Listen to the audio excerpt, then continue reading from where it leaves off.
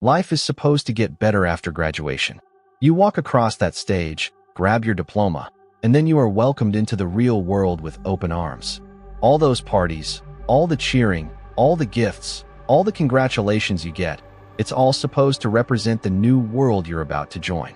I mean, you just made it through the hell of high school. For years of stress and drama, and now you're finally free to be an adult. Life after high school isn't what you think it is. They don't tell you everything. They don't tell you the real secret of the world, of society, of what life is truly about. They don't tell you about the never-ending cycle of money, the endless grind to make a buck. They don't tell you about greed. If I had known, maybe I would have been better prepared for the time after graduation. Maybe I wouldn't have been so self-righteous. And maybe I wouldn't have ended up where I am right now. Sleepwatching, the newest way to make some quick cash. Manny told me about it.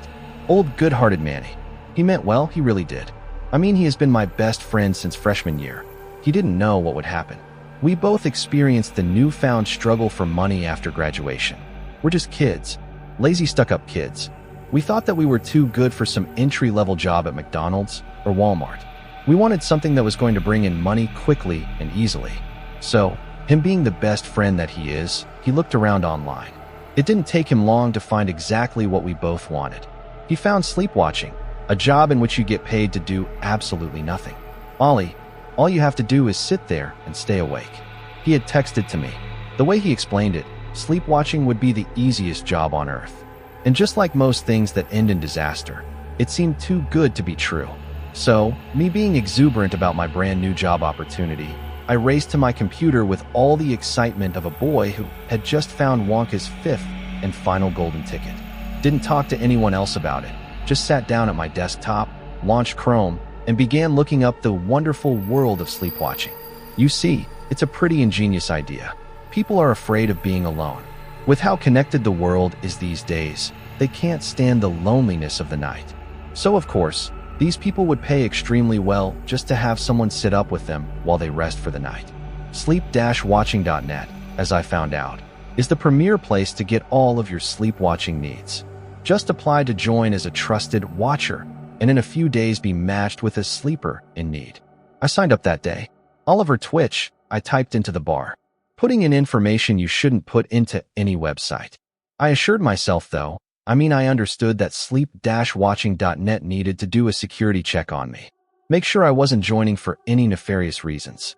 It took a few days for the acceptance email to finally come in. I remember getting it. How I had been refreshing my email endlessly, just waiting for the green light to pay dirt. I immediately logged into the website and to my surprise, I already had an alert from a sleeper in need. In that moment I wasn't thinking, I just knew that someone was willing to pay me. I clicked on the link and it gave me the brief profile of the sleeper who wanted me. Her name was Viola, a sweet name for a sweet, innocent old lady, 74 and alone in life. Her husband had died a few years earlier and her family had leased her out an apartment and forgotten about her. She put on her profile that she had some trouble sleeping of late and thought that having someone younger there with her would do a lot to ease her insomnia. I greedily accepted. The rate for the job was amazing. Old people pay extremely well. We messaged a little that day, just short messages. She wanted to make sure I was okay with the job and the pay. All she needed me to do was to be on the webcam feed. She said she was fine with me doing anything else during the night. It had been around noon when we talked, so I decided to take a nap. I had to be prepared for an all-nighter that would hopefully get me paid. It got dark around 9 where she lived. I was an hour behind, so it was still daylight when we got ready to call. Before I hit the dial button, a pop-up window appeared on my screen. A special message straight from sleep-watchers.net. The rules, it said across the top of the page. Listed below this simple heading was a short list. Do not fall asleep. For no circumstance may you wake the sleeper. Do not touch the red emergency button unless there is an emergency. Do not fall asleep. I had laughed at the rules at the time. They were all basic. Common sense that anyone should have known before taking a job as a watcher. I clicked the agree button at the bottom of the page and then waited for my call to Viola to connect. She was such a sweet old lady. She had this innocent smile on her face as she appeared on the screen, and she looked genuinely happy to see me. "Hi, Oliver," she said. "Thank you so much for doing this. I hope this isn't too much trouble and that you have a good night." I assured her that I would. that I had a few open tabs that I would be working on while she slept. I told her goodnight, and she laid down into bed. In what seemed like just a few short moments, she was peacefully asleep that I watched her for a little while. There's a strange peace in watching somebody sleep, watching their chest move as they breathe slowly. I was watching Viola at her most vulnerable. I knew there wasn't anything to worry about, but still, having a life in your hands can change you. After just a little while of watching Viola sleep, I began surfing the web. I had all night to endlessly search. So lucky me, I was getting paid to do what I would have been doing that night anyways. The night went by quietly. There was one point during the night I thought I heard something coming from the video feed. Almost sounded like breathing, but me being the smart-ass kid that I am, knew that it was just the sound all video cam feeds make when both sides are silent. I now realized that only one side of the feed had been silent. In the morning, when the first rays of the sun were beginning to fill Viola's room, she woke up. No alarm for her, just sunlight. I happened to be watching as this happened, just doing my job, you know. Her first move was to look to her side, the empty portion of her bed. She placed her on the unused pillow there, and I could have sworn I saw her body shudder. Then I guessed she gathered herself, and she turned to look at her laptop, which was sitting on a desk next to her bed. She smiled that genuine smile again when she saw me, asked me how my night had been. I told her it had went smoothly. She sighed a sigh of relief and thanked me. She told me that she had just had the best sleep in weeks, and to have a good day, and then hung up the feed. I'm a teenager. I'm used to all-nighters. But with my job done, I gladly went to bed with a smile on my face. The next few nights were the same. I would video call Viola around 8 o'clock at night, and she would be asleep by 8:05. Thank God the internet is endless. I learned so much useless crap during those nights. One night, the peacefulness of our schedule was interrupted. I remember it in some detail. Viola woke up around 3, drowsily nodded at me, and headed to the bathroom, which from the camera angle I could see was connected to the bedroom by a small door on the other side of her bed. At that point, I never really looked at the feed. I mean, nothing ever changed on it, so there wasn't any point. I only ever really looked to have a moment of peace from the bluntness of the internet. I was watching while she was in the restroom though. Maybe out of boredom, or maybe because I wanted her to feel safe when she got back into bed. I can't really remember. I saw something while she was in the restroom. It was only for a second, but I swear to you that I saw it. A hand. An oversized bleach-white hand. It was inching its way out from behind a curtain that covered the window. I only saw it for a second, but it raised every hair on my body into attention. I continued staring into that same spot, trying to catch any more evidence of something being wrong. Nothing happened, so I shrugged it off, blaming it on the mixture of midnight drowsiness and Red Bull. Viola came out of the restroom and went back to bed. Her only communication to me was that soft smile before her head hit the pillow, and she was peacefully back out. The way she fell asleep so quickly. She treated sleep like a luxury. A luxury that I could tell she had been missing out on as of late. I felt proud to be the person that could bring that luxury back to her. A few nights later, 5 nights ago, everything changed. The night started out normal. Viola and I following our established routine.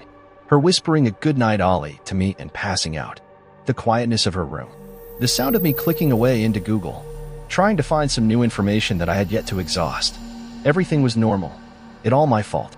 I didn't nap as much as I should have that day. I didn't have a Red Bull on me. I didn't try hard enough to stay awake. I fell asleep. I broke the rules. I slept hard. I was out for at least an hour, drooling on my keyboard, dead to the world and useless to Viola. I woke up to a suddenly. I think I heard some kind of bang, but I can't remember. Maybe a buzzer. I'm not sure. My head came up quick though. I wasn't sure as to what was going on, but I think that my body instinctively knew that something was wrong. After I figured out where I was, I went straight to Viola's tab. She was peacefully asleep. Whatever had awoken me hadn't disturbed her in the slightest. I smiled to myself. With that nap, I would be good to go the rest of the night, and Viola was still perfectly okay. That's when I saw him. The ghoul I now call the Watcher.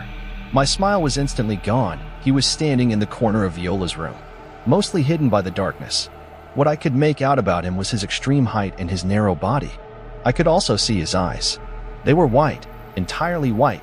They seemed to be reflecting some ungodly light, and they were directed straight at me. I couldn't move. Fear was like ice, and in that moment it froze me. He began to move towards Viola. He didn't walk, but he didn't float like a ghost. He moved smooth, but at the same time his movements were rigid. Viola's back was to him, and her sleeping face was pointed in my direction. This is when I broke Rule 2. You see, I did the only thing that I could think to do. I yelled and I screamed for Viola, trying to wake her. It worked. I now wish it hadn't. Her eyes popped open and instantly locked with mine. As she did this though, Watcher was upon her.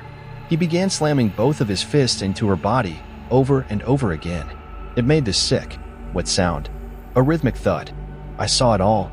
It was like having a front row seat to a band that disgusts you. I saw the look of surprise she had when she first woke up, the confusion on her face when he first slammed that white fist into her, and then the fear as she realized what was happening. Blood was everywhere. It wouldn't stop coming. Viola's eyes were on me the whole time. She was crying. She had given up, and she was steadily weeping as he beat her.